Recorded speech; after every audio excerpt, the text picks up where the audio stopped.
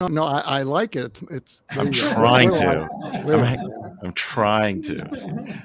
Put me in a room with New Yorkers. Hey, welcome everybody. We're in the green room for DisrupTV. More importantly, we're still trying to figure out massive snowstorms or massive snow. Actually, I'm going to do that. Anyways, welcome. And we're in the bad room. And let's do some reverse introductions. And real quickly, we're going to talk from our guests. Aaron, tell us where we're coming in from and what we're talking about today. Coming in from Montclair, New Jersey, from my home, and I'm going to be talking about a new book, and more importantly, the ideas in the book called Deliberate Calm. Deliberate Calm. I could use that now. Anyway, Mark, what are you calling in from? What are you talking about? In Los Angeles, we have storms outside and rain and sleet, and the Hollywood sign might get snow tonight. You never know. And talking about the elephant in the room of B2B, B2C, and B2I. B2I is business to investors that nobody talks about. And if you talk about them, you're going to be more successful. All right. Very, very cool. Garr, where are you coming in from? What are we talking about? Coming in from Chicago, we get to talk about circular economy, the disruptive way to think about reducing waste, really eliminating waste from our economic cycle. All right, three amazing folks. I'm here with two more amazing folks, my co-host, co-founder, Vala Afshar, and our amazing producer, Elle. And I will hand it back to you, Elle. All right, 3, 2, 1.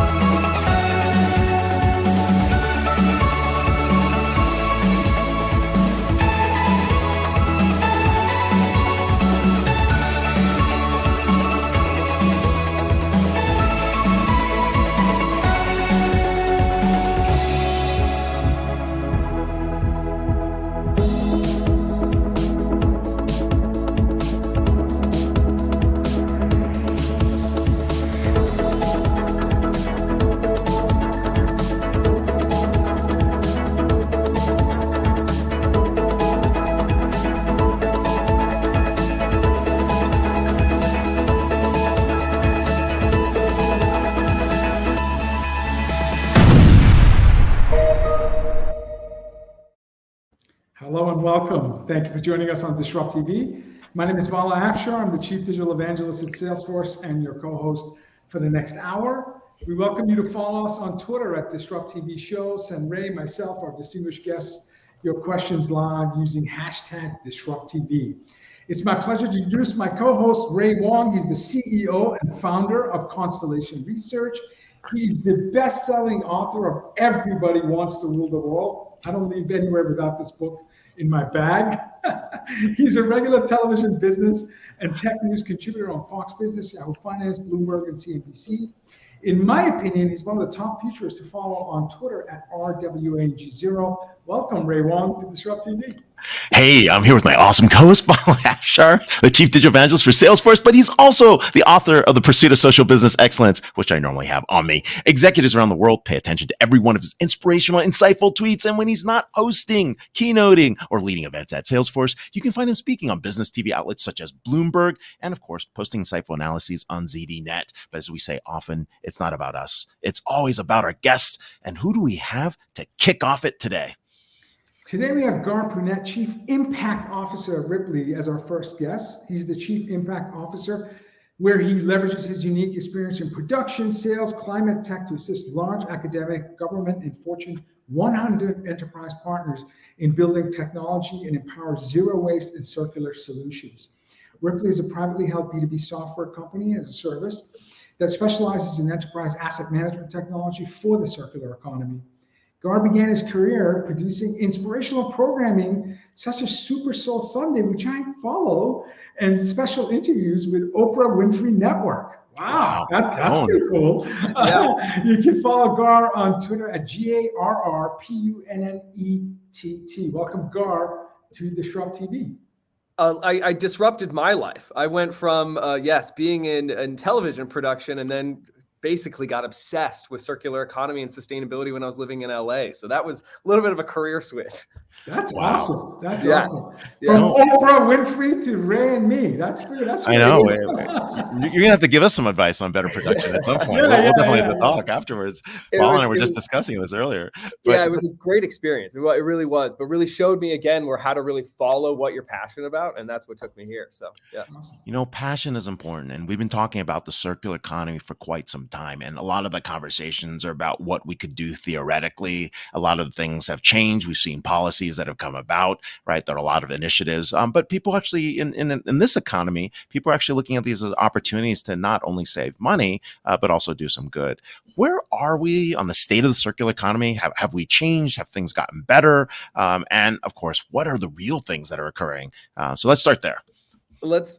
Great place to start. So really, when we think about circular economy, it's a buzzword, but it really means a grouping of a lot of different economies that have already started. We've got the reuse economy, sharing economy, the recycling economy. All of those can get bundled into a circular economy, which is really the principle is simple. How do we actually design out waste from our production and manufacturing and even purchasing and unfortunately terrible habit of then using and then disposing of items. So ultimately, all of this really started to get traction, kind of in the 70s. This isn't all that new. It it actually started with a different phrase, which was industrial symbiosis, which was industrial symbiosis. Yes. Yeah, that one did really well. Okay. Yes, an idea that you could connect the manufacturing outputs from one manufacturer and connect them to the inputs of another manufacturer, and therefore reduced, frankly, the cost not only to maybe landfill. Your waste is my gain. Exactly. Your waste can be my input, and therefore we all save money and we all actually extract less from our natural environment. So that's actually not untoo familiar from what we're really seeing in today's economy, which is increasing prices, maybe on finite resources. I'm not going to say the inflation word here is anything related to that, but ultimately, yes, who am I? But when it comes down to it, this is a way for companies to start rethinking both their outputs and their inputs and really start designing into and out of these wasteful scenarios that we put our consumers in, our clients in, and really rethink our supply chains in totality. What pulled you from the media industry to this space? Was there a particular part of the technologies? I mean, in speaking to you as a guest, I simply wrote circular economy factors, activities that preserve value in form of energy, labor, and materials. This means designing durability, reuse, remanufacturing, and recycling to keep products, components, materials circulating in the economy. Was it the manufacturing piece? Was it the design piece? Was it a particular vendor or company that expanded your and inspired you to be a part of it? Yes, the story for me is actually very simple. I was living in Los Angeles again, working and being and wanting to be that producer and playing that part. What that ended up actually meaning for me is I was paying a subscription fee for clothing. And ultimately, I got a piece of clothing. So it was fashion that really was my foray into this, which was the piece of clothing actually just disintegrated. It was a part of a fast fashion type of purchasing. And I called up the brand and I was essentially said, hey, what can you help me with here? I wore this for a week. Why is it falling apart? And their answer was, well, kind of you get what you pay for. And that was the light bulb moment where then, it was the light bulb moment of saying, oh, there's more here that can be done for me as a consumer, but then also this is a business problem. And ultimately, that's where I got sucked into this, which is saying, oh, this is actually a business model shift for how not only are you thinking of your supply chain, what you're thinking of in terms of your employees that are making clothing, the pride that many people take in creating a garment, and then also the pride that someone like myself has for wearing a particular piece of clothing. And so when I started to tap into that business model shift, it became like a real snowball effect into other business models. And so from clothing, we actually have seen in the last really 10 years an explosion of a reuse economy focused on resale for used clothing. It's really just ultimately, someone experienced what it was like to wear a particular piece of clothing, and they want to share that and sell that to someone else. And we've seen a real growth in that business model, especially in the last 5 years, where you can actually now resell, and there's no longer as much of a stigma on used clothing. Garr, you got me thinking, right? Like we're selling products today. In the future, we might resell services to people. You might get my experience from whatever I did on Twitch or some other like metaverse world, right? This is actually very interesting. We got these new markets that are popping up. What other use cases are you thinking of for the circular economy that people have not, like we might not know? Like you probably are in it, you're immersed in it, and people can say, here's something that I can do or be part of a network or be part of something there. We have, this is every segment, and I will make this blanket statement because it's true. Every segment of our economy will have a reusable aspect to the goods that are produced for the clients and consumers of that economy. So if we're thinking about what does grocery mean? Well, that's going to look like not only delivery models that then take your groceries to you, place them in your refrigerator, but ultimately place them in your refrigerator with reusable packaging. Something that can then, when they're placing those items, you can actually take those items back. So you're not deadhead sort of going back to your distribution. You're actually then taking containers back, filling those containers, washing them first. Really, that's the concern. Washing them. That'll be good. We'll start there. Exactly. Washing them first, really processing them, making sure that consumers are comfortable with that experience. Yep. Then ultimately delivering to your consumer a zero waste product, something that delivers not the packaging, but the good inside a reusable packaging. And so it can really then be built into many other aspects of our economy, then also our household experience. So tie this to company ESG initiatives, companies trying to achieve net zero. On your company website, you reference some very large clients. Give us some use cases where people are making progress towards net zero initiatives, towards ESG initiatives, using this concept of circular economy, and then talk about your company, how you help them achieve some of these results. Absolutely. It may be surprising to some or unsurprising to most that our companies that define our economy operate much like a normal household, just at such a massive scale.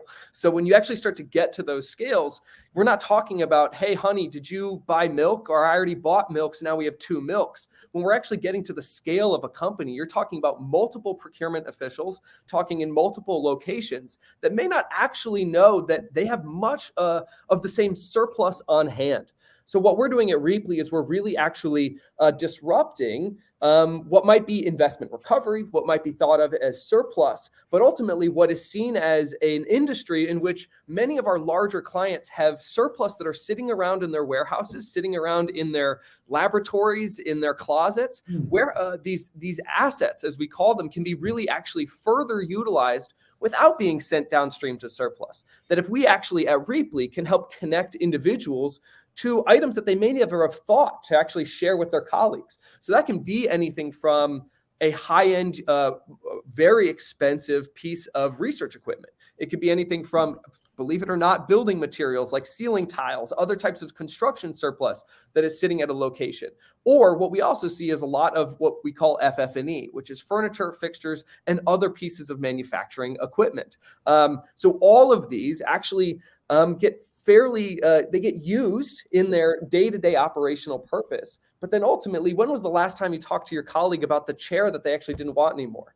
You never do. That chair that chair ends up having another life. Maybe it gets liquidated and sent to some other location. But ultimately, what we see at Rheaply is it actually spends about probably 2 to 3 years sitting around in a warehouse not being used. And so ultimately, how do we connect those resources back to the operations? And that could not be any more clear these days, especially in the workplace changes that we're seeing of like, how are we rethinking our office environment? How are we actually connecting our office environments to be more resource efficient?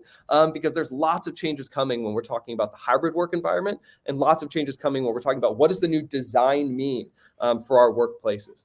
I can tell you, as someone who in my prior life stood up buildings, being part of a core team of executives deciding location and then, occupying the building and getting it ready for our workforce, we had no clue where the chairs were. We had no clue. We had fun visiting our warehouses because we're talking football field size storage buildings, and we would find from amazing, big screen monitors to fancy chairs that sometimes I would take to my own office. Exactly. Recognizing, wow, there's better furniture in the warehouse that I'm sitting on. And so imagine an opportunity where you essentially do that virtually, and you're shopping through that surplus inventory that is in the warehouse that you didn't realize was there, but you're like, oh my gosh, this is available for my office. I'd love to take this. And you can actually then engage with your teams and actually decrease sort of that departmental silos that often happen when we talk about these large organizations. That would have been huge. Hugely important. Hey, one of the interesting things is I noticed in your title, you're a chief impact officer. I know about chief sustainability officers. I know about folks that are focused on compliance. I haven't seen a lot of chief impact officers. It sounds like we got a movement here. What are chief impact officers? You guys have one too, Vala. So I think. Yeah, we do. I've loved it. I've loved what this means for our organization as we grow. From my angle, impact means how can I creatively think about what can I do to impact the business? So really thinking about not just really growth strategies, frankly, of really thinking through like what can we do that's going to exponentially increase the impact of not only growing our business, but also the very real impact that we can have on communities. And so a lot of what I get to focus my time on is thinking, what does reuse mean for the local communities that are actually around our clients? So many of our clients actually have, when they really are done using their items, when they're really thinking, okay, we've streamlined this, we've said, hey, we really don't need this anymore. Well, it's got to go somewhere. And ultimately, part of our technology is actually creating that digital channel where they can actually be really tracking and selling or donating where those items go. So that could be the local school system, that could be the local nonprofits, that could be even the local small businesses, and ultimately creating that flywheel motion where we've got more and more demand cycles of saying, hey, this is great stuff coming out of our clients. We would love more of this. Ultimately, that benefits our clients and that benefits the communities that our clients are in.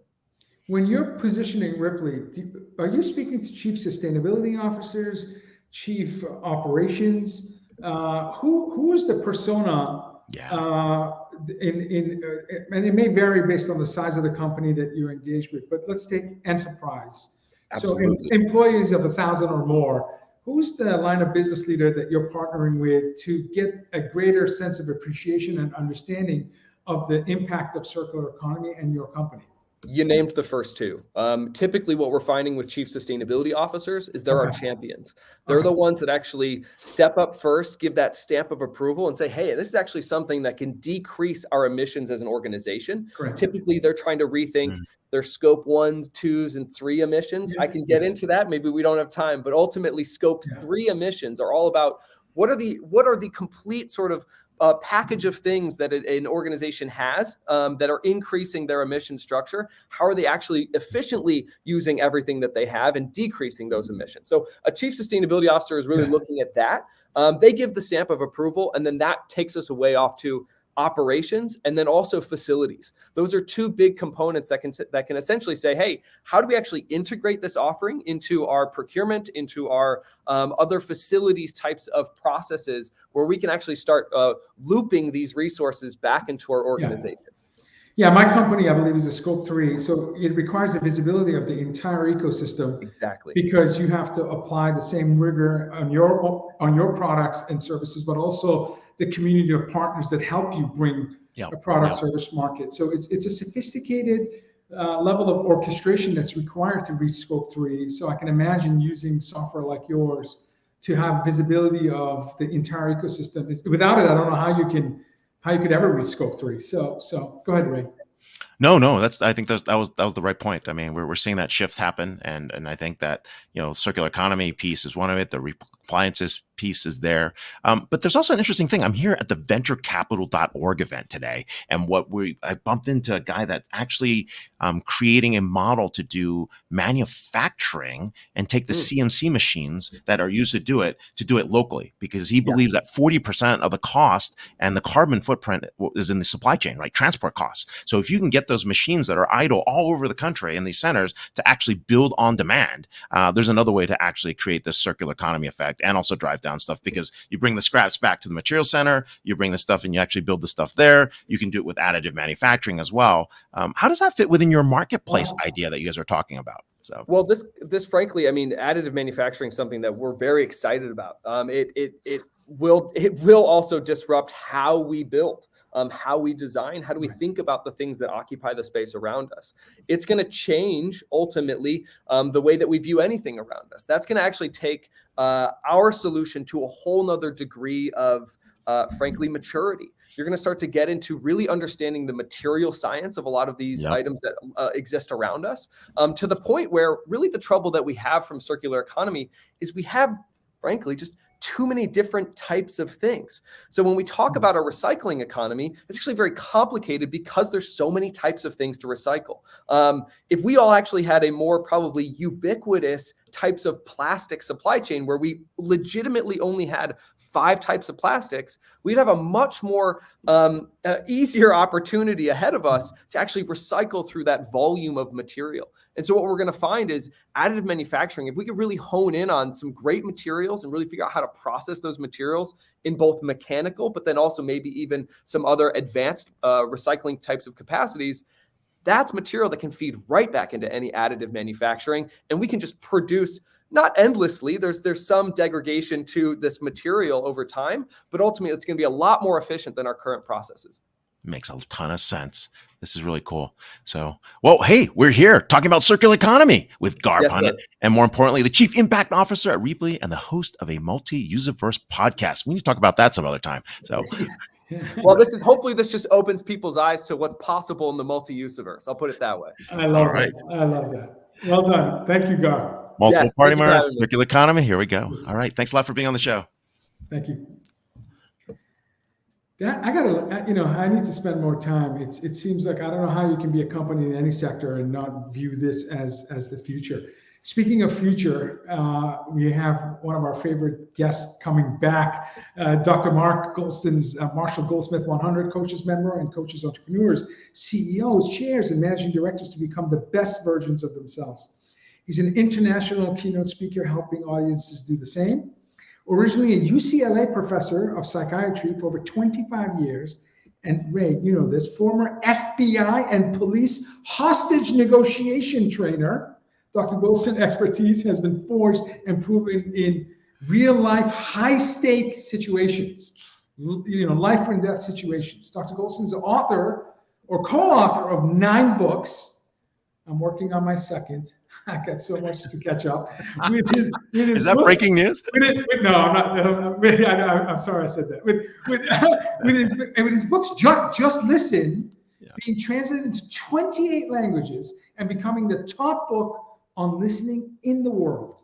Dr. Goulston is a host of a highly rated podcast, My Wake Up Call, and the co-host of Out of Our Minds and In Your Spaces on Twitter Spaces, which is a mashup for creatives and thinkers.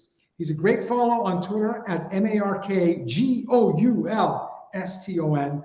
Welcome back, Mark, after a year and a half on DisrupTV. Where have you been? Welcome back. That's a lot to live up to. I had to cut your bio in a third because we only have 20 minutes. Sorry. Good thing it's not our bios. Many of your awards and accolades were, on the cutting room floor. Sorry. We have to live up to our bios. It's your bio, thank God. So, hey, Mark, welcome back. Happy to have you.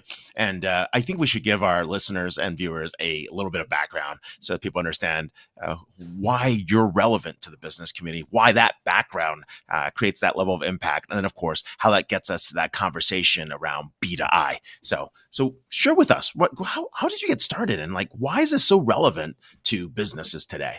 Well, what I found is that you want to be as compelling as you are convincing. One of the problems for a lot of businesses and founders is they're convincing out of the gate. And what does that mean? Is you want to toggle between talking to and with people as opposed to over and at them. So we find a lot of energy when people see, when you talk over and at people, that's okay if you're all, speeding around like that. But when you talk over and at people, you cause people to have to listen to you, and you take away their choosing to listen to you. And when you talk to and with them, they can pause and say, oh, I think I want to hear more. Whereas if you're talking over at people, they often smile politely, and what they're thinking is, I've heard enough already. Or I could use that snack outside, but keep going. Oh, there you go. And one of the things that I discovered, I spoke in Moscow along with Daniel Kahneman. He wrote Thinking Fast and Slow. And something that I've been trying to teach the world is that underneath people listening to you, they're always listening for something. And what and if you can focus on what they're listening for underneath what they're listening to, and if you can get what they're listening for without their telling you, and you deliver on it, they'll give you everything. And so Vala? Mark, Vala, did you just see that? He did and got us to listen. It was awesome. I was like, yes. Well, here's what people are listening for. 3 things. So if you're doing a presentation, whether it's a pitch to investors or whoever, is what grabs people's attention is right out of the gate, if they think to themselves, I never would have thought of that ever. And that's relevant to me. Wow, that could solve our problems. And then you want to give them a taste of something they can do immediately. So first, I never would have thought of that. I think that would work. I think that can solve our problems. I'm going to do something. And so that's what draws people in to hear more from you. I think Val and both of you were fans of my first show because I delivered all these things and you're thinking, I never would have thought of that. I never would have thought of that. That is relevant, and people lean into that and they choose to want to have more for you. So one of the things that I told you I wanted to speak to about is B2C and B2B and B2I conversations. And when you're having, for instance, a B2B conversation, which people at Salesforce have a lot of, is when you're doing your sales talk, you want to break the transactional frame, because a transactional frame is very hyper, but people have their guards up because they think, how's this going to be a zero-sum game? And so when you finish that, you say to the other person, can I bring up the elephant in the room? And they're going to say, what? You're going to get their immediate attention and say, yeah, if this is a B2B call, yeah, can I bring up something that we haven't talked about that's the elephant in the room? And they're going to say, what? When's your next performance review? And they'll tell you when. And then you say, what's your confidence level from 0 to 100% that you will get the biggest raise and biggest promotion possible? They're going to pause. And a lot of times they're going to look up. And when they look up, that breaks the transactional frame. And when they come down, they're not going to be 100% confident of it. And then what you say is, what is it that you need to deliver between now and then so that you get that big raise and big promotion? And then they'll share that with you. And then hopefully, if you have identified them as a proper customer, you may have something that will help them get that raise or promotion. But if you don't, you can shift the conversation and say, you know, what I have might help you, but I'm networked. I can introduce you to 5 people that will get you all you need to get that big promotion or raise. And then you're in a position where you've pivoted to being focused on their success, which could be at your own expense, but they're going to be grateful to you, and you've closed them on a unicorn called trust. Plus you introduce them to other people and they're going to be happy with you. There's an anecdote I give about when I went to Russia. Before I went, they had a reporter from RBC, which is one of the big publications, speak to me. His name was Ilya. And Ilya says, Dr. Goulston, I have to speak to you. And I said, Ilya, the only thing I'm concerned about is one thing. He said, what's that, Dr. Goulston? I said, all I care about is that you get a raise or promotion from this article. That's the good news. The bad news is I speak, I'm tangential, I tell stories, I give things, and can you pull it out of there? So I get to Moscow and they say, you know the article that Ilya wrote? I said, yes. Had 460,000 views, and it's in the top 10 most read articles in the history of the publication. Wow. That's amazing. That's amazing. Is it your experience as a successful hostage negotiator, working in intense, time-sensitive, outcome-sensitive environments, non-deterministic environments, where you're able to develop your, I don't know what to call it, anticipatory muscles, where in that B2B meeting or B2C or B2I, by reading your book and your body of work, you learn to anticipate certain outcomes, certain questions, certain mannerisms, whether it's a CEO you're meeting or a board director or entrepreneur or venture capitalist, whatever it may be. How do you practice the art of demonstrating what you said, generosity? Again, the elephant in the room is, how do I help you excel in your career? So you're generously offering your network, your knowledge, your products, your services, whatever it may be. And you also are a catalyst for reflective thinking based on the type of question you're asking. When the person looks up, again, you've shifted away from transactional to a discussion where you really have to think about your conversation, which means that you've perhaps started on the path of earning trust because it doesn't feel transactional in nature. You've surprised them with a question where they have to think, and it's not the normal narrative of feeling like you're being sold to. How do you prepare for that? I'm a salesperson listening to this now. I have a big meeting coming up Monday. Dr. G, what do I need to do from now until Monday so that I could quickly get to that unicorn trust space? Well, I've simplified it into this principle. If you write this down, if you can know that people are always listening for something underneath their listening to you, and if you can just be curious and drill down into that and let go of your agenda, they will lean towards you. So for instance, you're listening to me, both of you, you're checking boxes, you gave me a long leash and I took advantage of it. And then Val, you just jumped in, but here's what you're listening for underneath you're listening to me, and see if this is right. What you're both listening for is, we hate to waste our listeners' and viewers' time. They give us the gift of their time, which is something they don't have. And we're always listening for guests who can provide them with immediate, doable, relevant value. Because if we can give that to them and our viewers and listeners can walk away saying, I can use that today to make myself more successful, then you're serving them. And you want to honor them by giving them the best use of their time. You're probably, since this is also live, you're probably also listening for someone that after the show, the two of you look at each other and say, we can't have that person on ever again. That would never happen. They wasted our time. They wasted our viewers' time. They talked over at and down to them. Never, never. Let's speak to Elle. Where'd you find this person? Doesn't that make sense? Isn't that what it's very rare, if ever, do we have those conversations. And clearly you're a repeat guest, so we haven't had that conversation. We have that problem with you. But does that make sense to you? Totally. You're listening for something that gives your viewers and listeners immediate value. So if you're viewing this or listening, what you want to know is whoever you're with is always listening for something.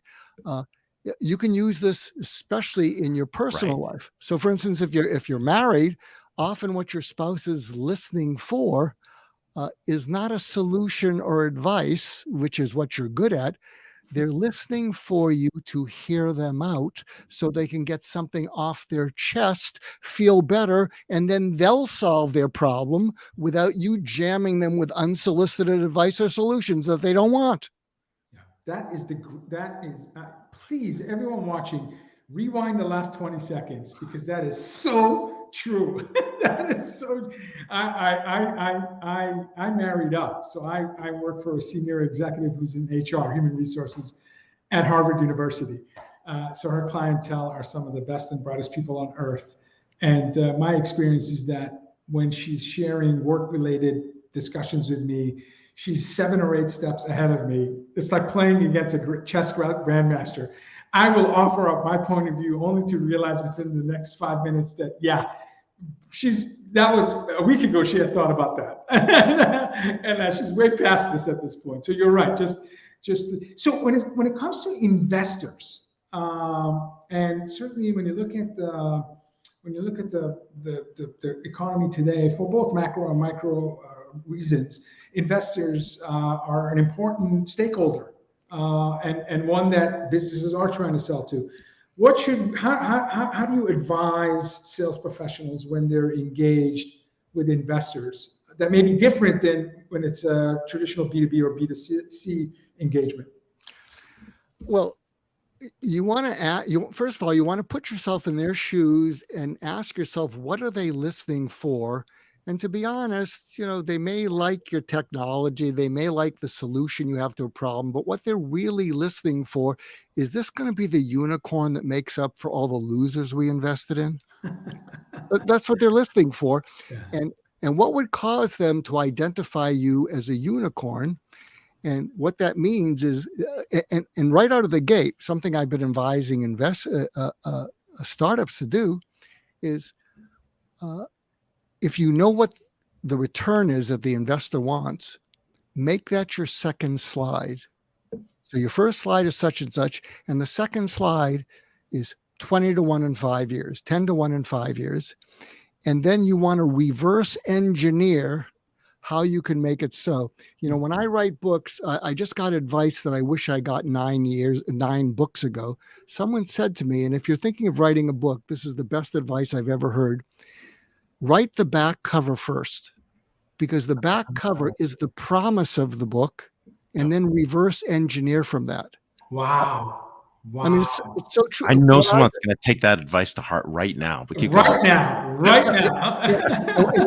what happens is, because what I've done is I've written the books, and then at the end they say, what do you want to put on the back cover? And by then it's like this missed opportunity. But if you start with that as the promise and reverse engineer, and that's what the book is about.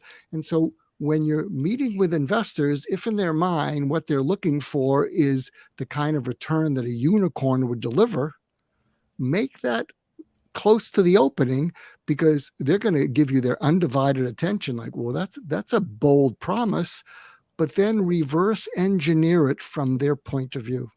I love that. Dr. Will you promise that when you do come out with your 10th book, and I said when, not if, you'll come on our show and share with us what it's about? Absolutely. Great. No, and this is great. I mean, Jim McLeod, a friend of the show, just put here, great advice. Start with the promise and reverse engineer from there. Okay, proper intro. Jim McLeod is one of the most creative people I've ever had the privilege of working with. A world-class designer and digital marketeer, world-class. Anyway, sorry, go ahead. Thank you. No. And related to that, right? That's part of the design, right? You're describing what the design should look like, Mark. But how do you listen for that, right? You're coming in with, the conversations and the levels and the expertise that you have. It's coming through, millions of hours of conversations with people. But how do I know that's what the investor is listening in for? And how do you listen for that? Because some people are just not getting that message, or even in the right stream to even know what to know. Well, something we said on the last show, which I think won you both over, is I said, when investors smile in the first 3 minutes, it's a no. They're smiling because they don't want you to catch them being rude. And the smile is, I'm done and you have 50 more slides. I want to be respectful, but it's a no. So when they're smiling, they don't. I'm at an investment pitch conference right now here in Salt Lake City.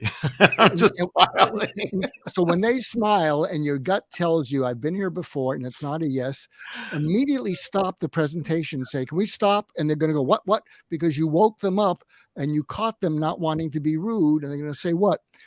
When I started the pitch or the such and such, you were listening for something and you didn't hear it. And the reason you're smiling is we're getting further away from what you were listening for. What were you listening for specifically? Because we might actually have it. We just couldn't read your mind. What were you listening for?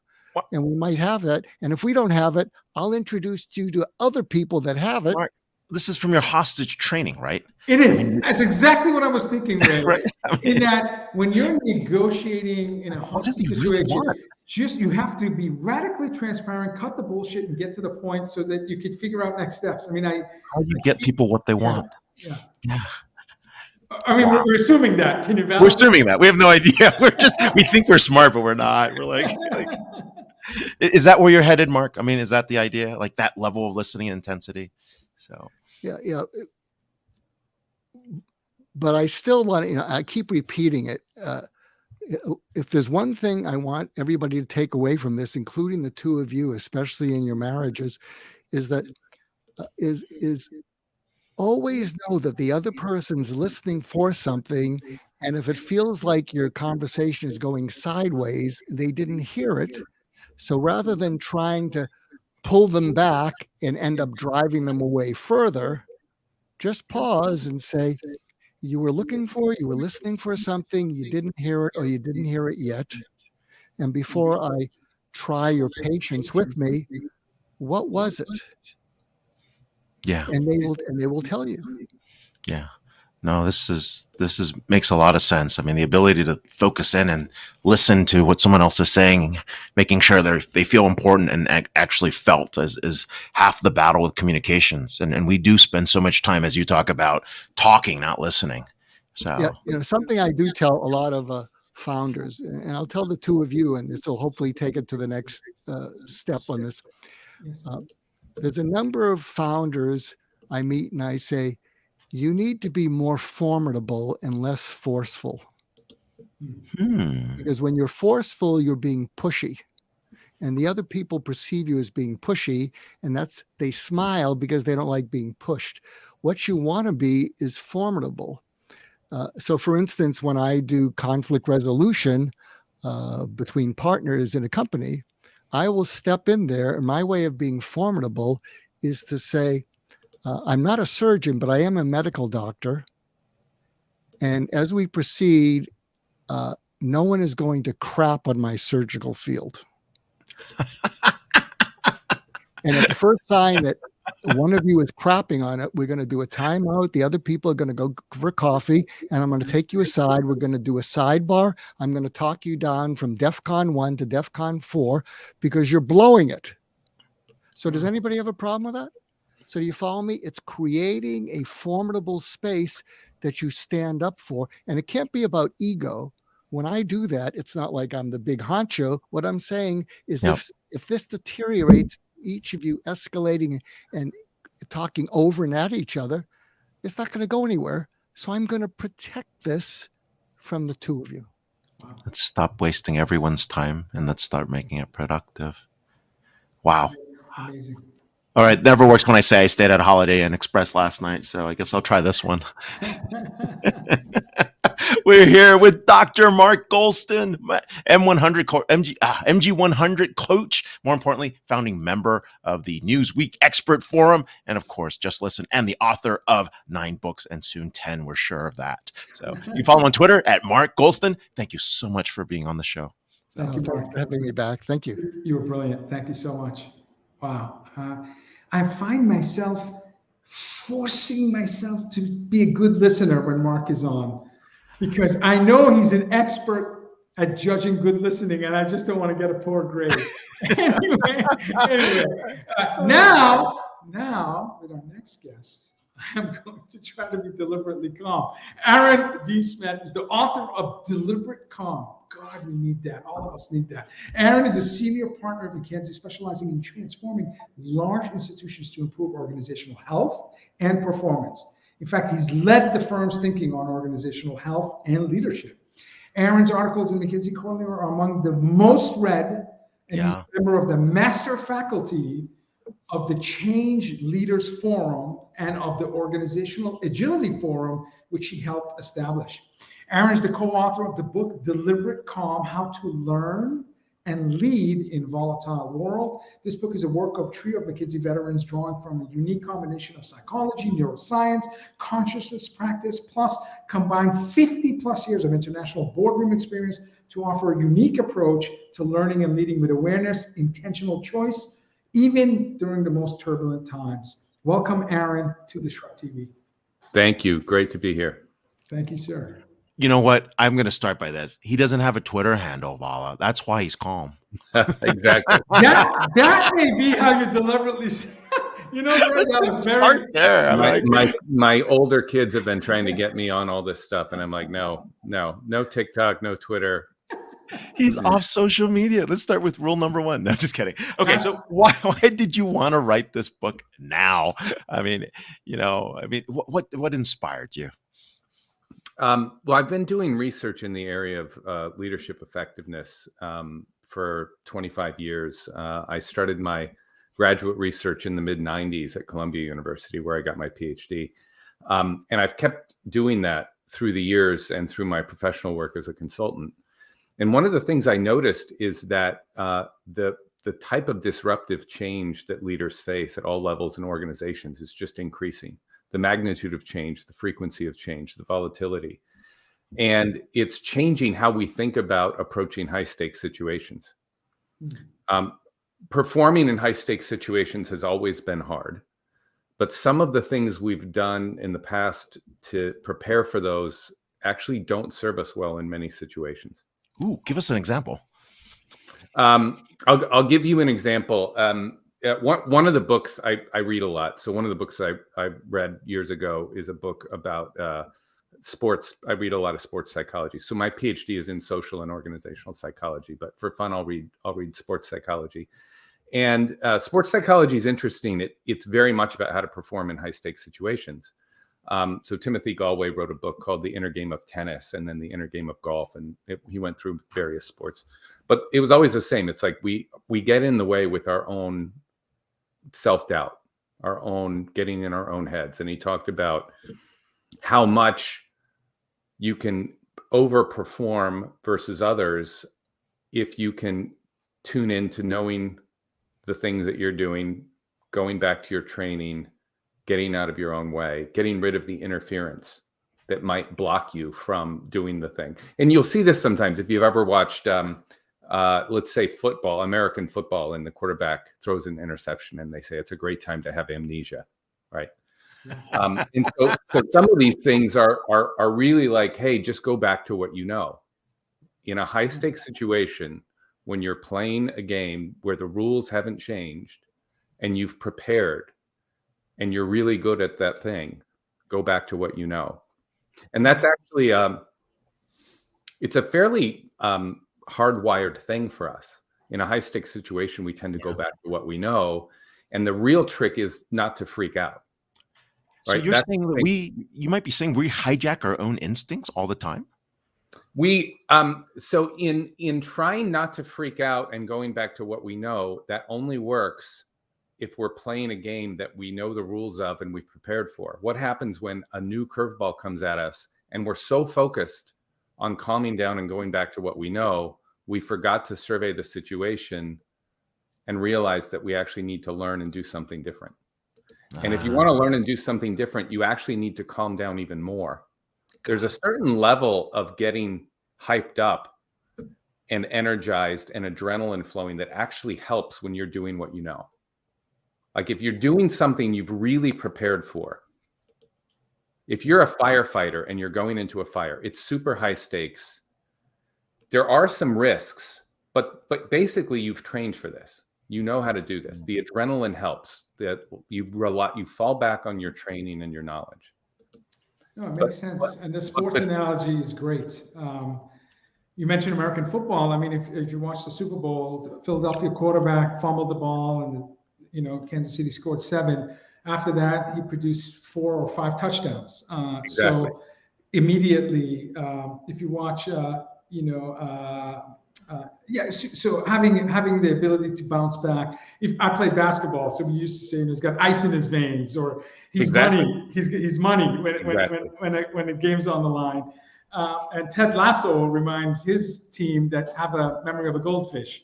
So don't go too high on praise. Don't go too low on criticism. So, but as you said, it's the repetitive nature of athletes that gives them not only the confidence, but the muscle memory to, in an intense situation after a misstep, produce good results. What are some of the core elements that good business leaders have demonstrated to you? So the thing that business leaders have to realize is this one of those situations that's high stakes, but actually going back to what I know will serve me? Or is this a situation where going back to what the rules of the game have changed and going back to what I know is going to keep producing poor results? And this is not an easy question to discern. You have to use really good judgment and situational awareness to say, oh, wait, I keep trying harder to do the same thing that's always worked for me. Okay. And it's not working anymore. And the reason it's not working anymore isn't because I have to get back on the horse and try harder. Yeah. It's actually because I got to fundamentally transform and do something different. So Aaron, are you saying during volatile times, experience could actually be a liability? Yes. Wow. If you don't realize that the experience you have doesn't apply. Yeah. One of the stories we tell in the book is Sully, Captain Sully. Oh, wow. Yeah. And we use that as one of those rare times when somebody did the thing that we talk about how hard it is to do. So Sully takes off. Yep. There's a bird strike. Shortly after takeoff, an engine goes out, and this is a rare event, but not an unheard of event. People have trained for this. Sure. And so he calls the control tower and he says, there's been a bird strike, and he explains, and they say, turn around and come back. And this is where his deliberate calm kicked in, and he said, wait, hold on. The training says to go back. The manual says to go back. The control tower is telling me to go back. But this doesn't feel right. I don't think all my training is correct here because 2 engines are out. All the training was when 1 engine went out. Now 2 engines are out. Is all the things I've is that knee-jerk reaction of what I've been taught to do and what they're telling me to do the right thing? Yeah. And the answer is no, it wasn't the right thing. Yeah. And we know that because he was told to turn around. He was told again and again to go land in an airport, and he kept resisting appropriately. Yeah. And when they investigated, they were like, "Oh, actually, he was right." He is rare. Into buildings. Yeah. He is rare. Most of us are hardwired to go back and do what we've been trained to do what we've been taught to do what we've learned to do, and not to do what he did. Most of it, but that's a muscle you can develop. So you don't have to be the rare person who was born a Sully. You can actually build that muscle. You can practice it. You can, so that when that moment comes, you're like, "Oh, I know how to do this. I know how to pivot and learn and adapt." That's amazing. Well, this is the part you talk about where biology has to work for you instead of against you in these type of instincts. Exactly. And this whole example was great. And we can't have a conversation anyways without talking about AI. Can you imagine the AI in the future that says, sorry, you were wrong. We're going to do this because it's never been done before. Like, you're completely off, right? And you got to fight that instinct to say no, right? Like, everything tells me this is incorrect. You mean, what you're saying is the AI software in the plane overrides Sully's judgment. Yeah, because the training model never had water landing data. Yeah, it never had it before. The problem with AI, the thing I worry about with AI is is based on patterns of what have happened in the past. Yeah. Not what's about to happen in the Not future. what's about to happen in the future. And now what happens is there's a 0.007% chance you could do this over the water because there's this weirdo that did it 500 years ago. Right? It's going to be like that in AI. You know? I think I just take a lot of the AI with a grain of salt. It's pretty amazing what AI can do, for sure. But when there's a new situation where we don't have a lot of past pattern recognition that applies, I think we got to take all the training that we've had with a grain of salt and what any AI recommendation with an equally big grain of salt. It's very interesting how this also shows up in some of the literature on personality research. Mm-hmm. So for many decades, people have asked, are certain personality types more successful at work and on the job and task performance? And they usually use what is called the Big Five model of personality. So the Big Five personality factors is something called the Ocean model. This has been studied for decades. Ocean stands for openness to new experience. Mm-hmm. C is conscientiousness. E is extroversion. A is agreeableness. And N is neuroticism. Okay. Yep. And this is based on factor analysis of all kinds. It's like, these are the 5 personality traits that always show up. And for many years, I would read it and I'm like, oh, it's a correlation of personality factors and job performance. Same results. 2 things matter. 1 always a good thing, 1 always a bad thing, the other 3 a mixed bag. Here's another one. Here's another one. It's always, pretty soon I quit reading them because they were always the same answer. So you can guess which one is bad. So negative correlation with performance is neuroticism. The positive was always conscientiousness, reliability, grit, determination, being conscientious about your work, caring about doing a good job, putting in the extra effort. That was always the others were always kind of a mixed bag. Agreeableness, too much agreeableness and you're a pushover.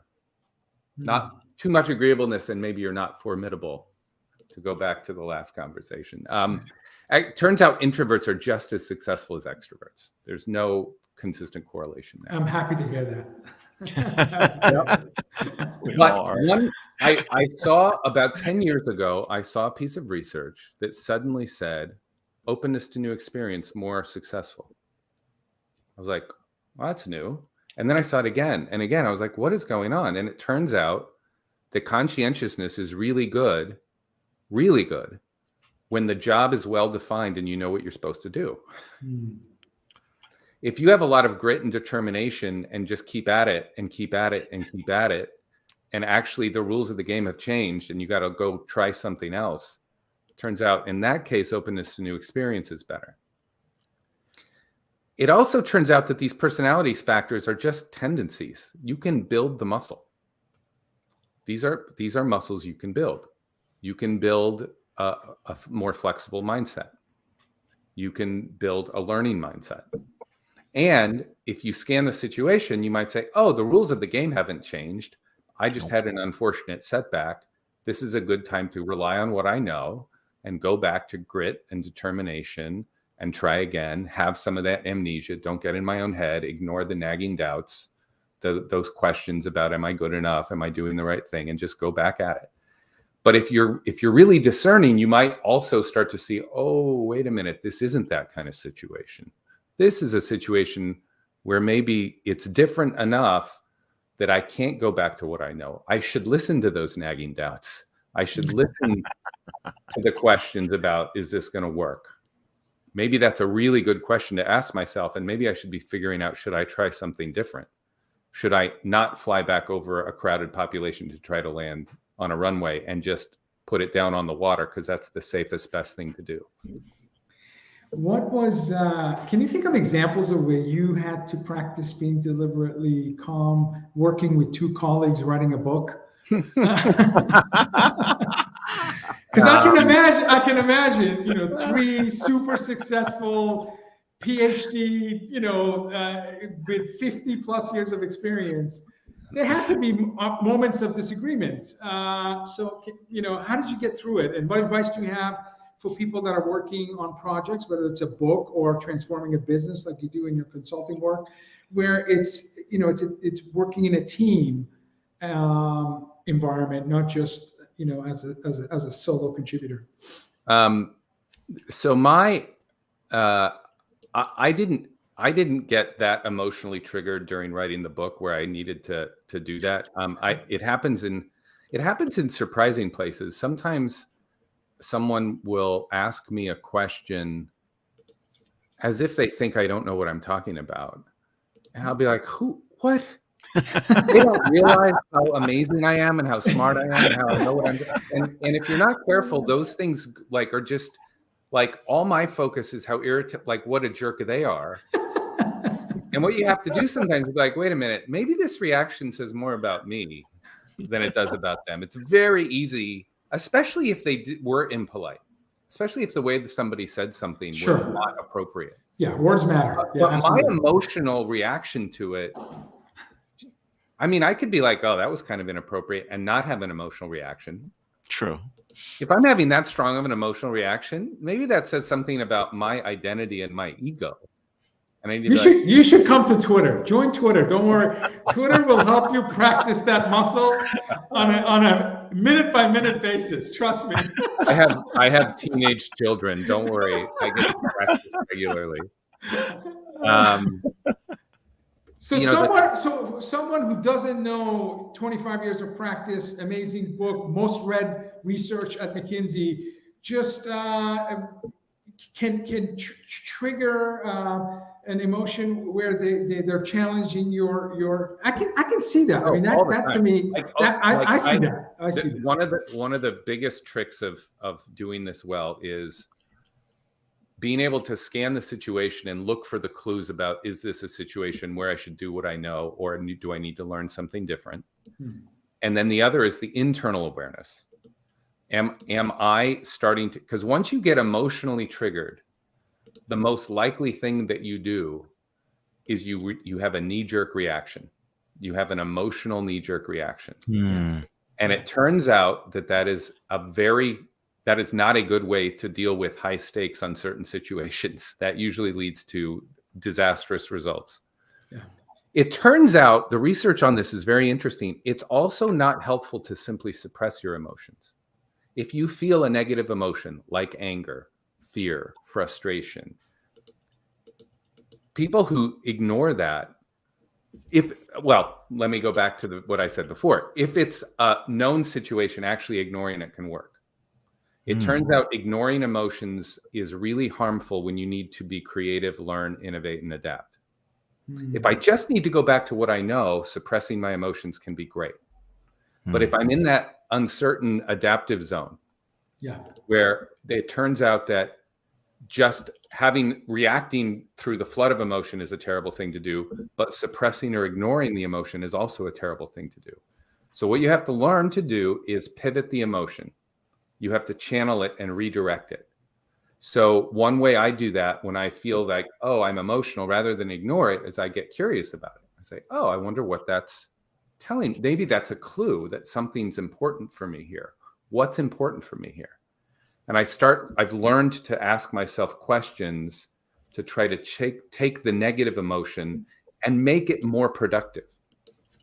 I love that. It's a really good trait. Sorry, Vala. It's a really good trait. Like, we talk about this. There's a thing we talk about around dynamic leadership, right? And sometimes you're composed, right? You're like, okay, this is how we're gonna do it. And otherwise, like, if you do that, you don't care. You're not passionate enough, right? And there's that lever that you got to switch between all these different areas, between being responsible and responsive. And it's kind of an interesting play to be. So I love pivoting to reflective thinking versus reflexive. Aaron is asking questions, reflecting on, maybe this is important, maybe I should listen. He's not immediately trying to respond, haven't you read my book? So Chapter 7. That's great advice for those of you listening. And early in my career, because I felt like I did the homework. I did the due diligence. Well, this is the thing. I mean, I work with a lot of senior executives, most of whom are really good people. They also really are performance driven, right? They care 100%. About their job. They care about their company. They're highly invested in doing a good job, not only for themselves, but for the people, the teams they lead, the organizations they lead. 100%. So their identity is very tied up into doing a good job. 100%. So when somebody comes and tells them bad news about, this didn't work, this wasn't a good decision, this wasn't smart, drives them nuts. It's emotionally triggering. Totally. And again, if you're in a place where the thing you need to do is adapt and innovate and learn and change and transform, just suppressing that emotion is a terrible thing. But also just giving into the emotion and reacting out of the emotion also is really not good. So what do? You're like, well, I can't ignore it and suppress it, and I can't just succumb to it. What do? You channel it. You say, okay, this is important. I'm passionate about this. Why am I passionate? How do I express my passion in a positive way? How do I look at this? It sounds really cheesy to say, look at every crisis as an opportunity, but you got to find a way to do that. Otherwise, you will not be able to be creative and innovate and change when the world around you is demanding that. If you want to thrive and survive going forward, you've got to change. Yeah. You mentioned sports. I think about UCLA famous coach John Wooden, who said, go fast, but don't hurry. Sometimes you have to slow down a bit and think about, you may be going really fast in the wrong direction. And for a lot of business leaders who've had success in the past, that experience leads them to think that, let's just do it the way we've done it. And it could be disastrous. So what's funny, it's funny. It goes back to Danny Kahneman's thinking fast, thinking slow. Right. But people ask, well, what are some good habits? And it turns out, like, if you're learning and innovating and really trying new things, we always say getting sleep matters. Getting sleep matters even more. Neuroplasticity doesn't work very well if we're constantly stressed and we don't get enough sleep. A lot of the rewiring happens during rest and during sleep. It also means, though, that we have to be very thoughtful about how the practice is. So people say, is mindfulness or meditation a good practice? My answer is usually yes. But some people have used meditation as an emotional bypass. They use it to ignore things in their lives that are. I felt I actually did this in my life. I had a really hard time in my personal life about 10 years ago. And I was meditating. I was very much the meditative guru, and I was dealing with it very effectively. And actually, what I was really doing was I was ignoring a mounting set of problems in my personal life that came to a crisis point. And I was not learning and changing and adapting. I was just ignoring it and being very zen about it. And it didn't serve me. The biggest thing that taught me this lesson was actually my personal life. Amazing. Thank you for sharing. Thank you for sharing. And your book is amazing, and it's something that all of us can benefit from. So thank you. Every high-performing leader, high-performing individual should catch it. It's on Amazon. Aaron De Smet, one of a trio of McKinsey & Company veterans, sharing their leadership experiences, and of course, more importantly, the author of Deliberate Calm. Thank you so much for being on the show. We've got so much to learn from you. Hope to catch up with you. Quick comment from Mark. He mentioned that Tim Golly is a good friend of his. You two should connect. Check the private chat for details. Anyways, thanks for being on the show. Thank you. Cheers. I have to mind blown? Are you calmer? I feel calmer with Aaron. I feel like I still have many, many hours of work to improve my listening skills. And certainly I recognize after talking with Garr that I need to beef up my research on circular economy. So yes, yes. But it's just extraordinary to talk about, economic technology, business trends that are inevitable for all businesses, all sizes, all geographies and industries. And it's just the important art and skill of listening and mental readiness, and the sports analogies, I always gravitate towards those. I used to play sports, I don't anymore. But if you watch the Super Bowl and you saw a devastating mistake by the quarterback, and then he just came back and had the game of his life. Unfortunately, they lost, but he was immediately able to bounce back. In business, I wonder how often leaders, after a devastating misstep, can successfully bounce back without practicing deliberate calmness. So your thoughts, Ray? Well, we're short on time, but real quick, amazing guests, really good insights on terms of how we can actually build impact. Circular economy is coming. We're seeing the impact of what that means. More importantly, if we think about Mark Goulston, we just got to listen more. The techniques coming from high stakes hostage negotiations have definitely helped him understand how to explain listening. And I think that's one of the most important things, like listening for what people are needing, understanding motivations, bringing those things together. That's an art. I'm sure there's a lot more to it, but it's definitely an art that he's made into a science, which is amazing. And then, of course, Aaron really sharing with us, what are the things that we need to do? And one of the things I wish I would have asked him, if I could, is how do you recharge your batteries? Because high performing folks, they all have their own thing that they go and, I watch keynote speakers all the time. Like we had one guy at CCE, which is our flagship conference every year.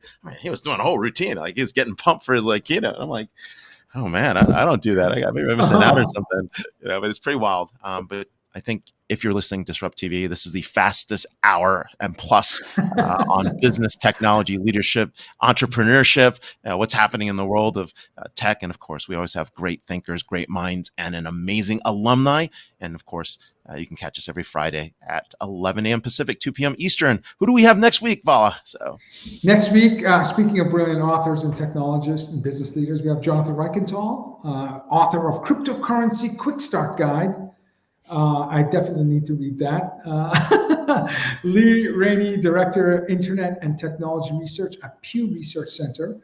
and Gabriella Rosen Kellerman, Chief Product Officer at BetterUp and co-author of Tomorrow Mind. Again, the best and brightest authors come on Disrupt TV. If it's Friday, it's Disrupt. We'll see you next week. Thanks, everyone. All right, Sarah.